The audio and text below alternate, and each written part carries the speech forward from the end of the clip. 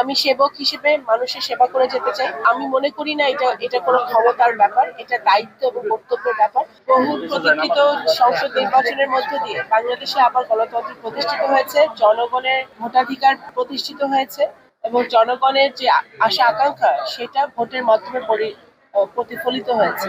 বাংলাদেশ জাতীয়তাবাদী দল বিশাল ম্যান্ডেট নিয়ে সরকারের গঠন করতে পেরেছে, আলহামদুলিল্লাহ। আমরা আজকে বাংলাদেশের পররাষ্ট্রনীতি শুধু নয়, বাংলাদেশের সকল নীতি পরিচালিত হবে, প্রতিফলিত হবে আমাদের সবার আগে বাংলাদেশ নীতিতে। আমরা আমাদের পররাষ্ট্রনীতি সকল দেশের সাথে আমাদের সমমর্যাদা নিয়ে আমাদের সম্পর্ক থাকবে। সকল দেশের সাথে আমাদের কূটনৈতিক সম্পর্ক থাকবে, বন্ধুত্ব থাকবে, কিন্তু সেটা হবে সমতার ভিত্তিতে, পারস্পরিক মর্যাদার ভিত্তিতে এবং অবশ্যই বাংলাদেশের স্বার্থ, বাংলাদেশের মানুষের স্বার্থকে সব এক নম্বর প্রায়োরিটি দিয়ে সকল পররাষ্ট্রনীতি বাস্তবায়িত হবে ইনশাআল্লাহ।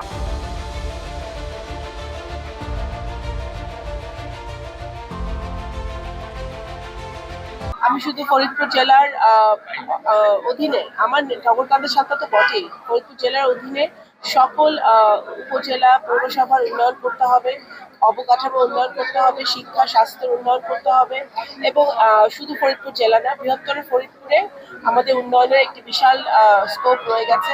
আমাদের এখানে ফরিদপুরকে বিভাগ ঘোষণা করা এবং আমাদের পদ্মা সেতু ভিত্তিক আমাদের যে উন্নয়ন প্রকল্পগুলো প্রয়োজন পদ্মা সেতুকে কেন্দ্র করে, সেই উন্নয়নগুলো আমাদের বাকি আছে।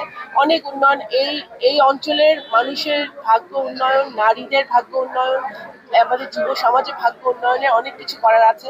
আমরা আইটি পার্ক করতে চাই, হসপিটাল করতে চাই, বিশ্ববিদ্যালয় করতে চাই, আমরা অবকাঠামো উন্নয়ন করতে চাই।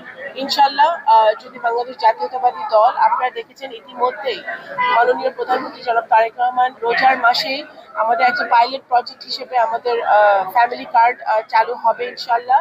সেটা সারা দেশে আস্তে আস্তে আরো বাড়বে। তো আমাদের কাজ, আমরা যে প্রতিশ্রুতি মানুষকে দিয়েছি, বাংলাদেশ জাতীয়তাবাদী দল যে প্রতিশ্রুতি দিয়েছে সেই প্রতিশ্রুতি আমরা রাখি এবং রাখবো। শহীদ জিয়ার সময় থেকে দেশনেত্রী বেগম খালেদা জিয়া এবং বর্তমানে মাননীয় প্রধানমন্ত্রী জনাব তারেক রহমানের নেতৃত্বে সকলকে সাথে নিয়ে নতুন বাংলাদেশের দিকে এগোতে চাই। আমরা ভিসা প্রক্রিয়া যে জটিলতা আছে বিভিন্ন দেশের সাথে বাংলাদেশে, সেটা আমরা অবগত আছি। পররাষ্ট্র মন্ত্রণালয় এটা নিয়ে কাজ করছে। ইনশাল্লাহ ধীরে ধীরে আমরা ভিসার সম্পর্কিত যে জটিলতা, সেই জটিলতাগুলো আমরা নিরসন করতে পারবো দ্বিপাক্ষিক এবং কূটনৈতিক সম্পর্কের মধ্যে। সবচেয়ে বেশি কৃতজ্ঞ আমি মহান আল্লাহ তাআলার কাছে এবং তারপরে আমার বাবা যিনি চলে গেছেন, আমাদের মাঝে নাই, আমি জানি ওনার দোয়া আমাদের সাথে আছে এবং আমার নগরকান্দা সালতাবাসী, আমার ভালোবাসার মানুষ, হৃদয়ের মানুষ, প্রাণের মানুষ, আমার নগরকান্দা সালতাবাসীর জন্যই আমি আজকে এখানে আছি। এখানে আমি সংসদ সদস্য হিসেবে আপনাদের সামনে দাঁড়িয়ে আছি এবং আমাদের জনাব তারেক রহমান, বাংলাদেশের যিনি এখন কর্ণধার, মাননীয় প্রধানমন্ত্রীর আমি ধন্যবাদ জানাই। উনি আমাকে সুযোগ করে দিয়েছেন মানুষের সেবা করার, দেশের সেবা করার। আমি সেবক হিসেবে মানুষের সেবা করে যেতে চাই। আমি মনে করি না এটা কোনো ক্ষমতার ব্যাপার, এটা দায়িত্ব এবং কর্তব্যের ব্যাপার। আমাদের নগরকান্দা সালতাবাসী আমাকে একটা গুরু দায়িত্ব দিয়েছে, মাননীয় প্রধানমন্ত্রী জনাব তারেক রহমান একটা গুরু দায়িত্ব আমাকে দিয়েছেন। আমি যেন ওনার এই দায়িত্বটা পুঙ্খানুপুঙ্খরূপে পালন করতে পারি, আমার দেশের মানুষের সেবা করতে পারি এবং বিশেষ করে আমি যে ওয়াদা করেছি দুর্নীতিমুক্ত নগরকান্দা সালতা, দুর্নীতিমুক্ত ফরিদপুর আমরা করতে চাই এবং সকল প্রকার অন্যায় থেকে দূরে থেকে জনসাধারণের সেবা করতে চাই।